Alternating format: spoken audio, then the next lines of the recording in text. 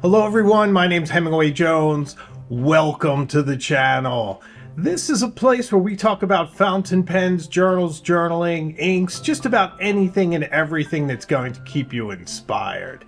Now today, we're going to talk about something a little different. It should be a lot of fun. We're going to talk about my personal EDC. That's everyday carry. So let's get into it.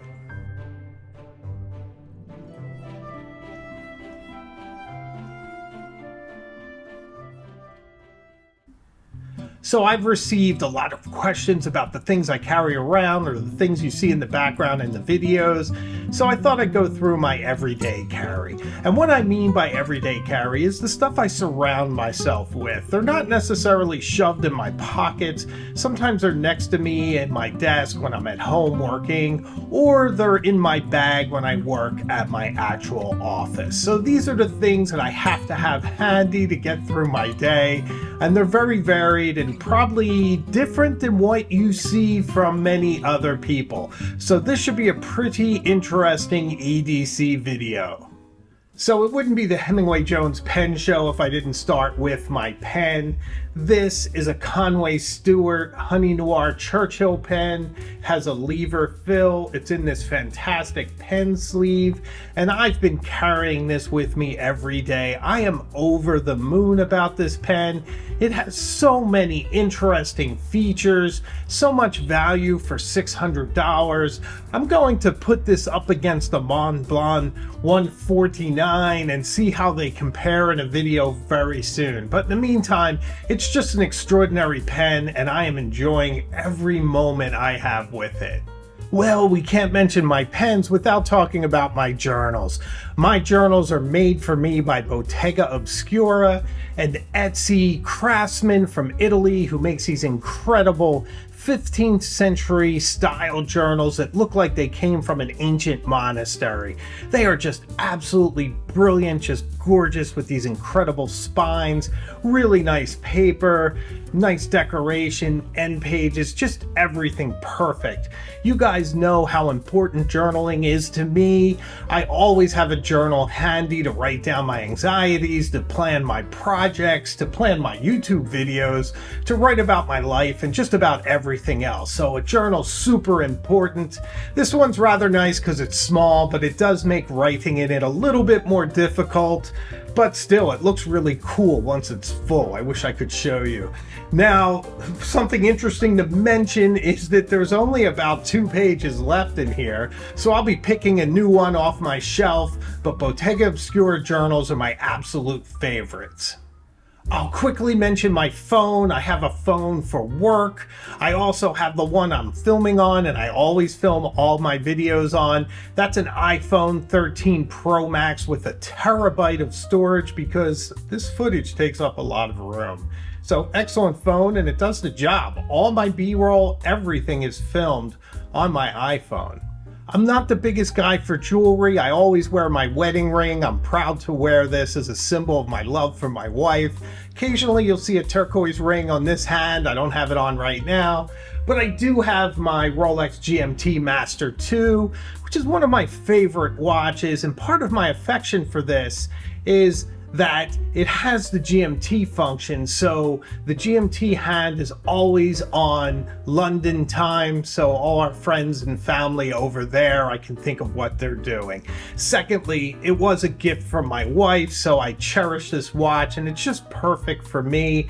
I do like stainless steel sport watches, and I like the Submariner, but I just thought that the extra complication just made it a little bit more interesting. But I didn't like the two-tone blue and black of the Batman or the red and blue of the Pepsi, so a black bezel was perfect. So my wife hit it out of the park with an absolutely stunning watch that I wear nearly every day. But when I'm not wearing the Rolex GMT Master 2, I'm wearing the Cartier Must-Tank Auto in the extra large size, which I think suits my 7 1/4 wrists. I love this watch. I think it's very elegant and interesting. In fact, kind of makes me want more Cartier watches, and I think I'll go smaller next time, like small and gold, sort of vintage. That's what I'm thinking. So personally, I think that My taste is going away from diver watches and sport watches and going more into elegant, dressier watches. Maybe it's a function of getting older, but I really appreciate this one. I sort of bought this on a whim when I was down in Boston and I saw it there and couldn't walk away from it. But it's absolutely brilliant. It's got a fantastic movement. I believe it's 1847 MC movement, in-house by Cartier. So it is really a spectacular watch. Now let's get into the eyesight part of the program. My glasses are by Paul Smith. They're that classic Ray-Ban sort of design. And these are progressives, so I can see far away and I can also read with them, but not very well. So for reading, I have these frames by Ray-Ban, which are absolutely brilliant for reading. I have a little problem with this eye, and these glasses correct it, and they just make reading much easier for me. So you'll see me wearing these in the live so that I can read all your comments. Since I'm also messing around with small things all the time, watches and whatnot, I always carry a loupe. I have one that I keep at home and another one in my bag, and it just helps for reading nibs and so looking at the end. Like yesterday, my pen wasn't writing very well, and I knew there was a piece of hair at the tip, but I couldn't see it, so I put it under the loupe, and sure enough, there it was. I was able to get rid of that carefully. And so loupes are really indispensable for seeing super small details, and I also examine the pens that I review on my channel under a loupe just to see the fit and finish and all of that. So pretty interesting. Another extremely important thing in my EDC is my Benchmade bailout. This knife is spectacular. I love the M4 steel. I love a Tanto blade. It's very sharp, it's coated and protected. It has these beautiful aluminum sides. So what do I use this for? Well, a knife is the one tool that you just can't substitute for. If you need to cut something, you have to have a knife. And I actually have a whole collection of pocket knives, but this is the one I prefer to carry around with me, and I use it simply for cutting up boxes. I get a lot of packages here, as you can imagine, with all the reviews and the articles that I write. So I'm constantly opening things, but I also do some other funny things with this. Like, I'm famous for cutting out articles from the New York Times and giving them to my wife, so I use it for that. And just for anything else, when you get clothes and you have to take the tags off, whatever comes up, even out in the garden. So I like this knife so much that I actually have another one that's in the box just in case I ever lose it.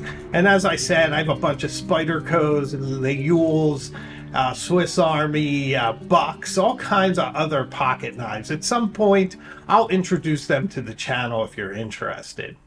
So while we're speaking about cutting, I think you guys know that grooming is really important to me. I get my hair cut about every 2 weeks. I love the straight razor in my part and on the sides. I'm kind of obsessed with always looking as perfect as I can with my hair. So along those same lines, I always have nail clippers with me. And once again, I have two of these, one that I carry with me, one that I keep at home. And these are nail clippers from Swiss Army, and they're absolutely brilliant because they're really small, and you simply flip this over and it becomes a functional nail clipper. And it's really good. It does a really good job. You could slip this into your pocket and you wouldn't feel it. You can attach it with this, I guess, lanyard hole here to your keychain, and it's super easy to carry around with you. So it's an absolutely brilliant, indispensable tool.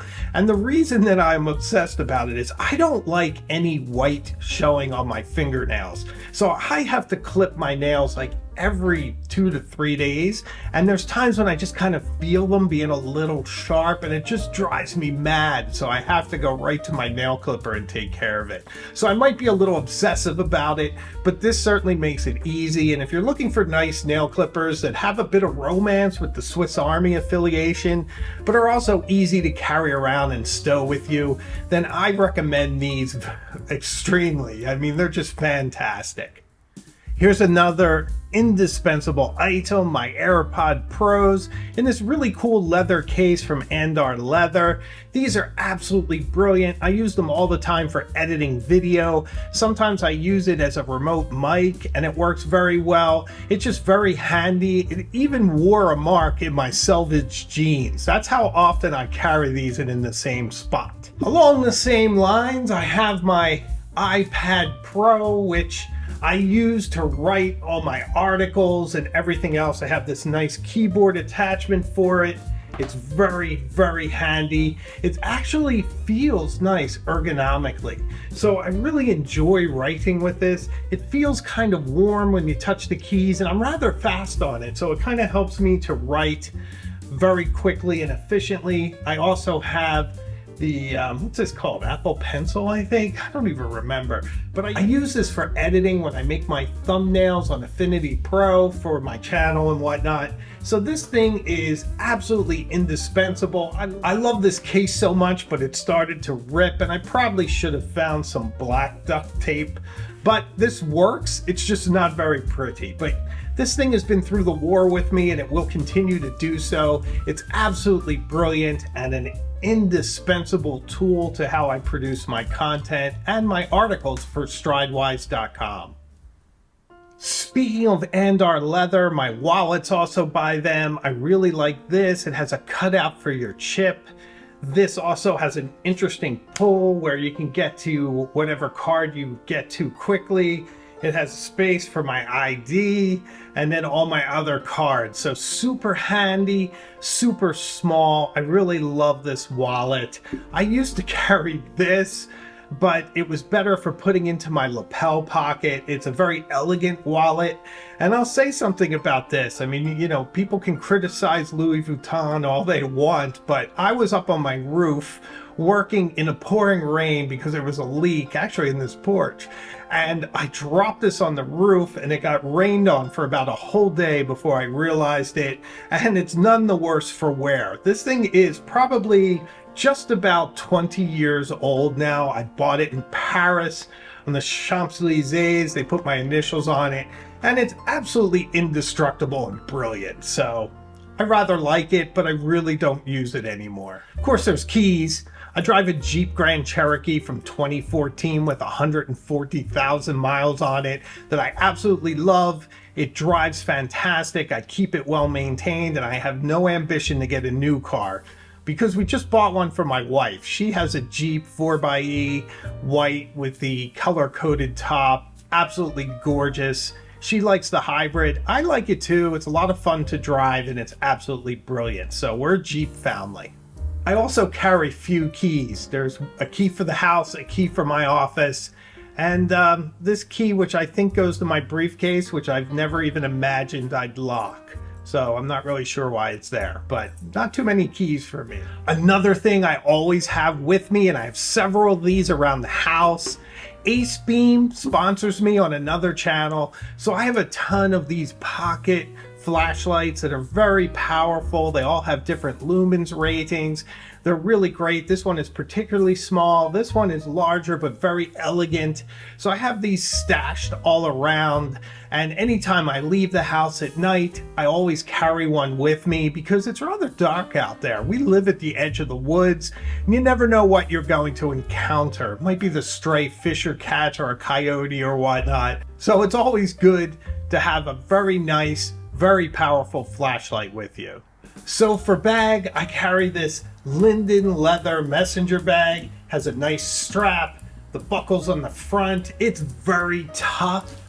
It is so thick and hand stitched.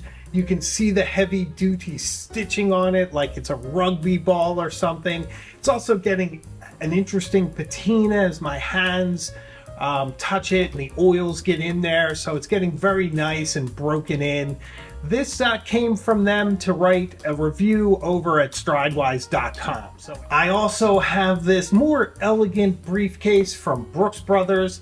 It also has a strap, has really nice gold hardware. This was made in England. I guess that's where that key goes. It also has a space for my laptop and plenty of room for legal documents and whatnot. So absolutely gorgeous and elegant bag. I do carry this sometimes as well. And then to get into total man purse territory, this is my Damier messenger bag from Louis Vuitton that I carry usually around the city or when I travel. It also has room for my laptop and for some papers, but it's really quite slim, which keeps me disciplined. It has a nice magnetic keep, and this thing is ancient. It's also at least 15, 16 or more years old, and it looks nearly brand new. I mean, these are truly indestructible bags. They might be a little costly, but you're going to have it for the rest of your life. So, what do you think of my EDC? Are you surprised at the things I carry? Am I missing something that you think I should? What do you carry? Let me know in the comments. Also, a huge thank you to the members of this channel. You guys truly keep me going. Thank you so much for being here. It means the world to me. If you would like to join this channel, then you can do so right here. I'd love to have you behind the curtain with us. We have a lot of fun back there. Thank you all for watching. I really appreciate it. You know I release new videos each week. Thursdays at noon, although I'm thinking of changing the time, but that's a story for another day. So we will see each other again further up the road. Take care.